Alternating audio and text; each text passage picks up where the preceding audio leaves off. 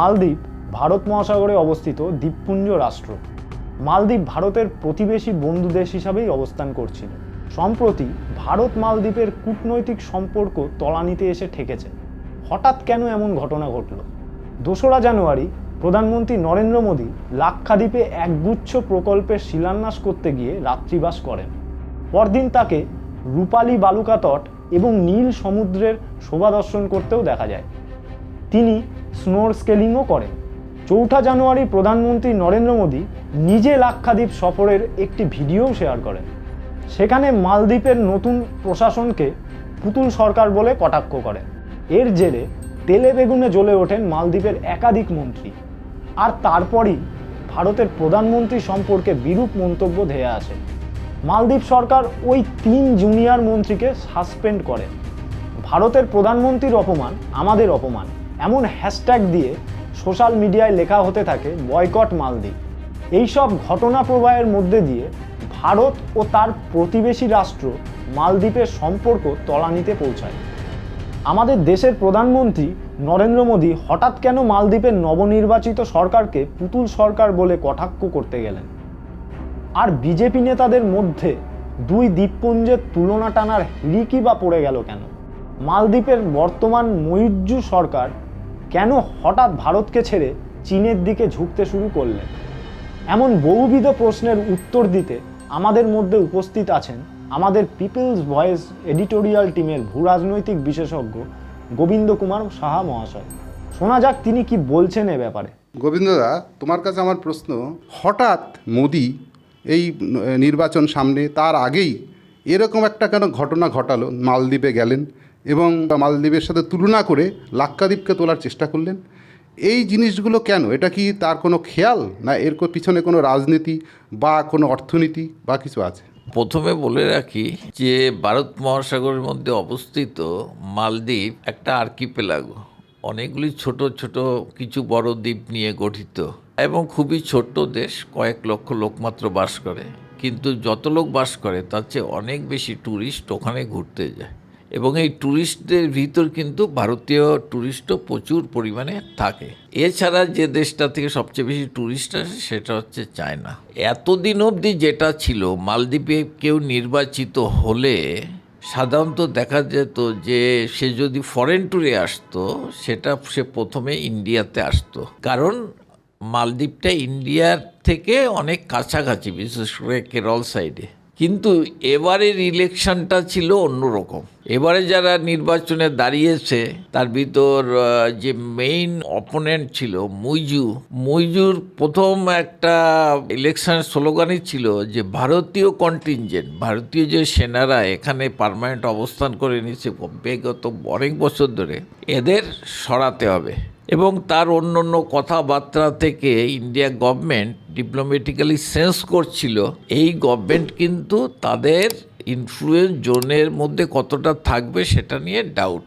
তারপরে তো মইজুরা ইলেকশনে জিতে গেল, তার মানে মালদ্বীপের মানুষ তাকে ভোট দিল এবং ভোট ফ্রি অ্যান্ড ফেয়ার, এই নিয়ে কোনো প্রশ্ন নেই। কিন্তু তারপরে যেটা হলো, সে প্রথমে যে দেশটা ঘুরতে গেল সেটা হচ্ছে চায়না। বিশেষ করে সাউথ এশিয়া, তারপরে ফার এশিয়া, এইসব জায়গায় যে ইনফ্লুয়েন্স জোন তৈরি হচ্ছে, দেখা যাচ্ছে চায়নার ইনফ্লুয়েন্স জোন ক্রমাগত বেড়ে যাচ্ছে। ইনফ্যাক্ট ইন্ডিয়াকে যদি আমি কেন্দ্র করে দেখি চারিপাশ দিয়ে, একমাত্র বাংলাদেশ ছাড়া, বাংলাদেশ একটা মিডিল পজিশনে আছে, যে কারোর দিকেই সেইভাবে ঝুঁকেনি। পাকিস্তান চায়নার বশংবদ, পাকিস্তান তো অ্যাকচুয়ালি এখন চায়নার ক্লায়েন্ট স্টেট হয়ে গেছে। নেপাল, সেও কিন্তু অনেকটাই চায়নার দিকেই ঝুঁকে রয়েছে, বিশেষ করে প্রচণ্ড ক্ষমতা আসার পরের থেকে। শ্রীলঙ্কায় হাম্বানটোটো বলে একটা পোর্ট আছে, সেই পোর্টের রাইটই দিয়ে দিয়েছে 99 বছরের জন্য চায়নাকে। সেখানে চায়না মিলিটারি ভেসেল অবধি বেড়ে, ইন্ডিয়া মাঝে মাঝে তার প্রতিবাদ করে। এরপরে থাকলো কোনটা? মালদ্বীপ ছোট হলেও তার একটা হিস্টোরিক্যাল এবং স্ট্র্যাটেজিক ইম্পর্ট্যান্স আছে। আমরা হিস্ট্রি থেকে জানি, একসময় কড়ি দিয়ে কিনলাম বলে একটা বই আছে না? এই যে কড়ি সারা আফ্রিকা, এশিয়ার অনেক দেশে পয়সা হিসেবে চলতো, এর কড়ির 80% আসতো মালদ্বীপ থেকে। এবং মালদ্বীপে তারপরে ইসলাম ঢোকে, ইসলাম আসে আরবীয় বণিকদের হাত ধরে, ইসলাম আসার পরে ওখানকার বেশিরভাগ পপুলেশনই 99% পপুলেশনই এখন ইসলাম ধর্মাবলম্বী। এবার 70-এর দশক থেকে মালদ্বীপ তার আগে অবধি ছিল খানিকটা জেলে পল্লীর মতো, ট্যুরিজম নিয়ে ভাবার মতো ওখানে কেউ ছিল না। 70-এর দশক থেকে কিন্তু ওরা ট্যুরিজমের দিকে লক্ষ্য দেয় এবং ওখানে রিজর্ট এগুলো তৈরি হতে থাকে। এরপরে দেখা যায় যে ওদের রেভিনিউটা আস্তে আস্তে বাড়তে থাকে, গ্রোথটা হতে থাকে ট্যুরিজমের হাত ধরে। ইনফ্যাক্ট এখন যে অবস্থা, পার ক্যাপিটা ইনকাম মালদ্বীপের ইন্ডিয়ার পার ক্যাপিটা ইনকাম 4 গুণ। ফলে মালদ্বীপ এখন আর খুব দরিদ্র রাষ্ট্র না, এবং মালদ্বীপের বিজনেস এখন শুধু ওই মৎস্য আর ট্যুরিজমও না, এর সাথে আরও অনেক বিজনেস অ্যাড হয়েছে। এইবার ওখানে যে ডেভেলপমেন্ট প্রোগ্রামগুলো হয়েছে তাতে ভারতও পার্টিসিপেট করেছে। এতদিন অবধি যেহেতু মালদ্বীপ একটু ভারতের দিকেই একটু ঝুঁকেছিল, ভারতও অনেকগুলি প্রজেক্টে নিয়েছে, কিন্তু দেখা যাচ্ছে চায়নার যেহেতু ক্ষমতা অনেক বেশি, চায়নার রিজার্ভ কারেন্সি বলো, চায়নার ইনফ্লুয়েন্স জোন বলো, ফলে চায়না এখন ওখানে একটা সি লিঙ্ক করে দিয়েছে, যেটা একটা হিস্টোরিক। এবং চায়নার কাছে মোটামুটি 2.3 বিলিয়ন মতো লোনও আছে মালদ্বীপের, কিন্তু সেই লোনগুলো খুব সহজ শর্তে। চায়নার যে অপোনেন্ট সাম্রাজ্যবাদী দেশগুলো তারা কিন্তু একটা প্রচার করে যে এগুলোর সাম্রাজ্যবাদের নিজস্ব দ্বন্দ্বের ফলে চায়নার যেহেতু হায়েস্ট রিজার্ভ কারেন্সি আছে, ফলে সে লোন সহজে দিতে পারে। ইনফ্যাক্ট আমেরিকার যে ট্রেজারি বন্ড, তাতেও চায়নার $1 ট্রিলিয়ন বেশি বন্ড কেনা আছে। চায়নার ইকোনমির অবস্থাটা এরকম। অ্যান্টি চায়না ফোকাস সারা ওয়ার্ল্ড ওয়াইড, এটা শুধু ইন্ডিয়ান না, এটা আমেরিকান স্ট্র্যাটেজি। ইন্ডিয়া এই জন্যে আমেরিকার পার্টনার, এবং তার সাথেও চায়নার সাথে দ্বন্দ্ব আছে। আবার এই যে দ্বন্দ্বটার সাথে সাধারণ মানুষের কিন্তু কোনো সম্পর্ক নেই, কারণ এই দ্বন্দ্ব সত্ত্বেও $100 বিলিয়ন বাণিজ্য হয় ইন্ডিয়ার সাথে, ইনভেস্টমেন্ট হয়। একসময় তো চায়না 1 নম্বর বিজনেস পার্টনার হয়ে গেছিল, এখন সেকেন্ড আমেরিকার পরে। কারণ যারা ক্যাপিটালিস্ট ক্লাস আমাদের দেশে, তারা কিন্তু এই যে চায়না বিদ্বেষিতা, এটা সাধারণ মানুষের ভিতরে অনেক সময় পলিটিক্যাল কারণে দেখালেও ক্যাপিটালিজম কিন্তু একটা চেনে বাঁধা আছে। তার সাথে চায়নার ক্যাপিটালিজম, আমেরিকান ক্যাপিটালিজম, ইউরোপের ক্যাপিটালিজম, ইন্ডিয়ান ক্যাপিটালিজমে কিন্তু একটা লিঙ্কেজও কাজ করে, আবার দ্বন্দ্বও কাজ করে। ফলে নানা সময় স্যাংশন এগুলো দেয়। ফলে যেটা কথা হচ্ছিল যে এতে সাধারণ মানুষের কোনো লাভ লোকসান আছে কি না, ইনফ্যাক্ট আমি তো দেখি না যে এতে সাধারণ মানুষের খুব একটা কিছু লাভ লোকসান আছে। আর মালদ্বীপের এগেনস্টে লাক্ষাদ্বীপকে দাঁড় করানো, এগুলো একটা চটকদার কথা, হাইপ। ওইভাবে ব্যাপারটা হয় না, কারণ লাক্ষাদ্বীপের যে পরিবেশগত অবস্থান, সেটাই কিন্তু ইটসেলফ বিরোধী খুব বড় ট্যুরিজম ইন্ডাস্ট্রি করার ক্ষেত্রে। আর এইভাবে অল্টারনেটিভ হয় না। এবার ইন্ডিয়া গভর্নমেন্ট যেহেতু মালদ্বীপ নতুন গভর্নমেন্ট ইন্ডিয়া গভর্নমেন্টকে সেই প্রেফারেন্সটাকে দিচ্ছে না, ফলে এখানে একটা মোদির ইমেজের প্রশ্ন আছে। কারণ মোদিকে বিজেপি ওয়ার্ল্ড লিডার হিসেবে তুলে ধরতে চায়, কিন্তু সেখানে তার মন্ত্রীরা যদি যা তা বলে, তাহলে তার প্রেস্টিজটা কোথায় নামে?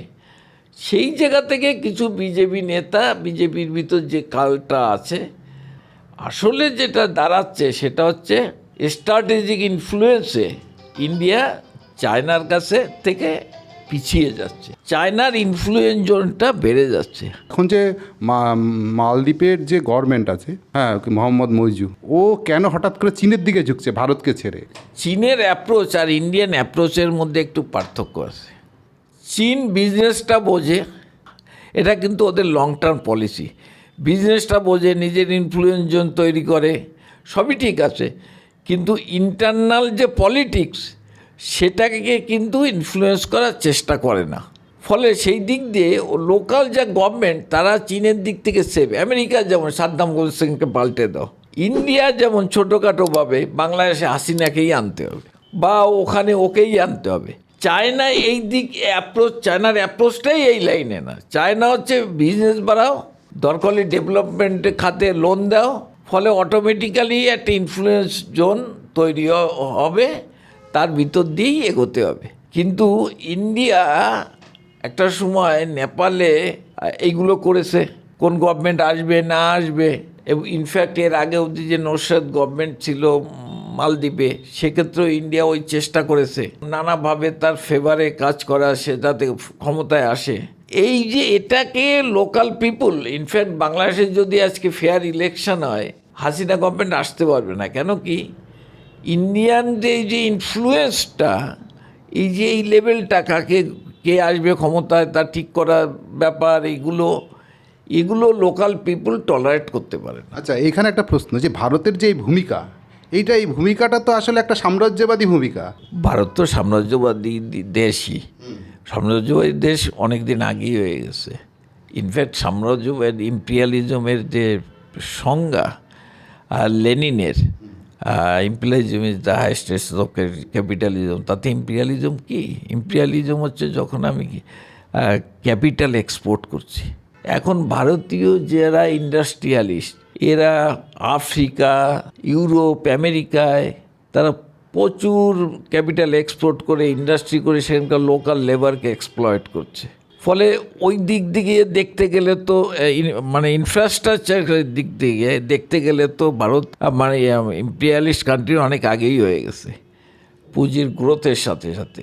আর এর এক্সটার্নাল সাইড হচ্ছে direct political influence by the state, যেটাও পাশাপাশি এসে যায়, সেটাও অনেক দিন থেকেই এসে গেছে। নাহলে আজকে বাংলাদেশের লোক কেন বলবে যে হাসিনা গভর্নমেন্ট যে থাকবে এটা ইন্ডিয়া ঠিক করে দেয়? আরেকটা কথা, যে এই মালদ্বীপে ইন্ডিয়ান যে সোলজাররা আছে, কী পরিপ্রেক্ষিতে, কী ঐতিহাসিক পরিপ্রেক্ষিতে সোলজাররা গেল, এবং কেন ওইখানকার মানুষ সোলজারের বিরুদ্ধে চলে গিয়ে এই মোহাম্মদ মজিমকে ভোট দিয়ে জেতালো?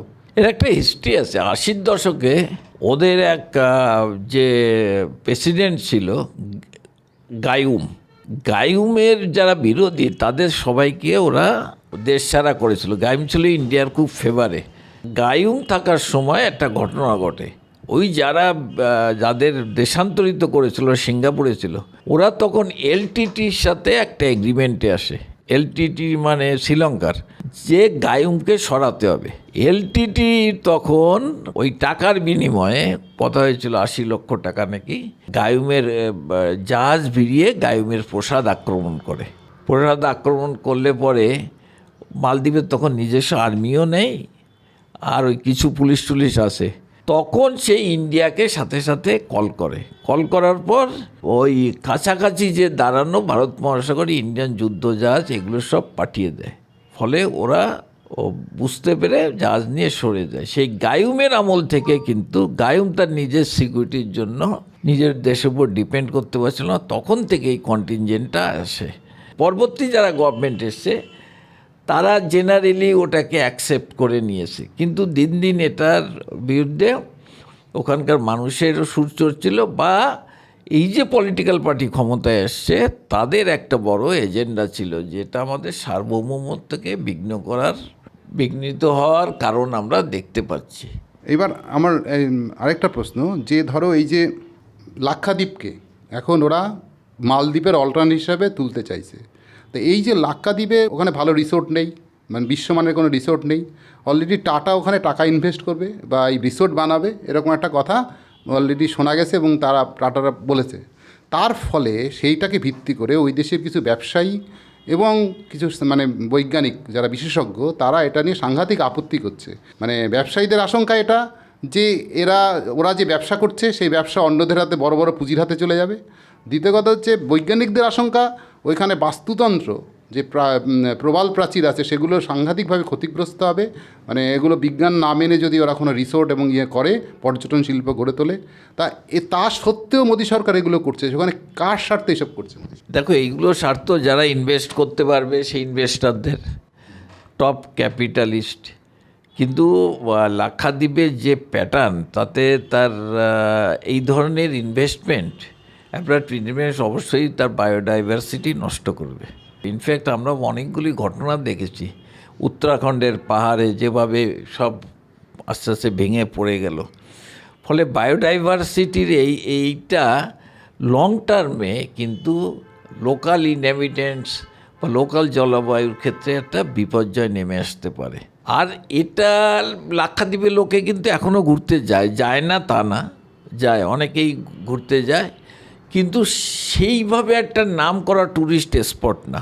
এবার এক ধরনের ক্যাপিটালিস্টরা মনে করেছিল কাশ্মীরে 370 দ্বারা তুলে দিলে ওখানে প্রচুর লোকে গিয়ে বাড়িঘর কিনবে, প্রচুর বড় বড় হোটেল হবে, কিন্তু তা কিন্তু আসলে হয়নি কেন?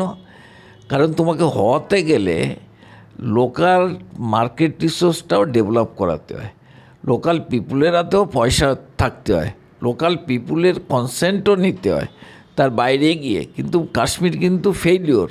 ইন্ডিয়া গভর্নমেন্ট একটা চেষ্টা করেছিল কাশ্মীরে 300 তুলে দিয়ে, অনেকে লাফিয়েছিল আমি জায়গা কিনবো। আবার এক বিজেপি নেতা বলেছিল কাশ্মীরের সুন্দরী মেয়েও বিয়ে করতে পারবো তোমরা। এই হচ্ছে সিচুয়েশান। এখন ইন্ডিয়ান ক্যাপিটালিস্টরা বিদেশি ইনভেস্ট করছে, তাদের তো পুঁজি সারপ্লাস। দেশে পরিবেশ নিয়মকানুন থাকলেও আলটিমেটলি কিন্তু ক্যাপিটালিস্ট সোসাইটিতে ট্রায়াম্পেন্ট, সেই কিন্তু জয় করে। ফলে কারণ সে শুধু রিসর্ট করবে না, সে লোকাল লিডার থেকে শুরু করে টপ লিডারদেরও কিনতে পারবে। ফলে সেই অর্থে একটা কম্প্রোমাইজ গভর্নমেন্টের, ইভেন পরিবেশ ডিপার্টমেন্টেরও কিন্তু করে ফেলা কোনো অস্বাভাবিক ব্যাপার না।